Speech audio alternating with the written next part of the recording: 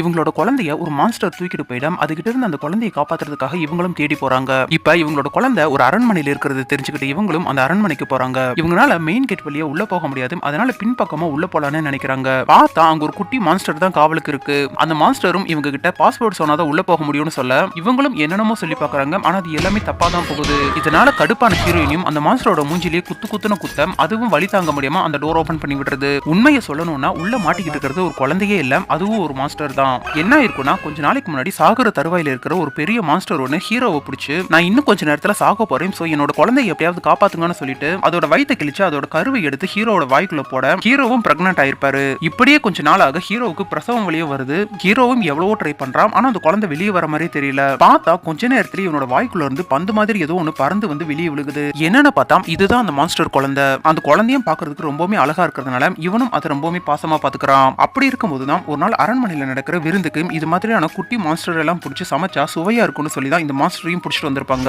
இப்ப இந்த குட்டி மான்ஸ்டரை சமைக்கிறதுக்காக கொதிக்கிற எண்ணெய் சட்டிக்குள்ளேயும் தூக்கி போட்டுறாங்க. அவ்வளவுதான், இந்த மான்ஸ்டர் செத்து போச்சுன்னு பார்த்தா அந்த கொதிக்கிற எண்ணெயில ரொம்பவே ஜாலியா நீந்தி விளையாடிக்கிட்டு இருக்கு. இதனால கடுப்பானவன் அதை கண்டந்துண்டமா விட்டு ஒரு பெரிய சட்டியில போட்டு அவிக்கலான்னு பாக்குறான். ஆனா இப்பயுமே அந்த குட்டி மான்ஸ்டருக்கு எதுவுமே ஆகல. இப்ப வேற வழி இல்லாதனால அந்த மான்ஸ்டரை உயிரோடையே அந்த விருந்து நடக்கிற இடத்துக்கு அனுப்பி வைக்கிறாங்க. அங்க இருக்கிறவங்களும் அந்த குட்டி மான்ஸ்டரை உயிரோட சாப்பிடலாம்னு ட்ரை பண்றாங்க. ஆனா அதுக்குள்ள ஹீரோவும் ஹீரோயினும் அந்த இடத்துக்கு வந்து அங்க இருக்கிறவங்க கூட சண்டை போட்டு அவங்களோட குழந்தையும் காப்பாத்திடுறாங்க. கடைசியா தான் தெரியுது அங்க இருந்தவங்களும் ஒரு மான்ஸ்டர் கூட்டத்தை சேர்ந்தவங்க தான். இந்த குட்டி மான்ஸ்டர் உயிரோட இருந்தா இவனால அந்த மான்ஸ்டர் கூட்டத்துக்கு தலைவனாக முடியாதுன்னு சொல்லி தான் அதை கொல்லணும்னு நினைச்சிருந்திருப்பான். ஆனா ஹீரோவும் ஹீரோயினும் அந்த குட்டி மான்ஸ்டரை எப்படியோ காப்பாத்தி திரும்பவும் அந்த மான்ஸ்டர் கூட்டத்துக்கிட்டே சேர்த்து வச்சிடறாங்க.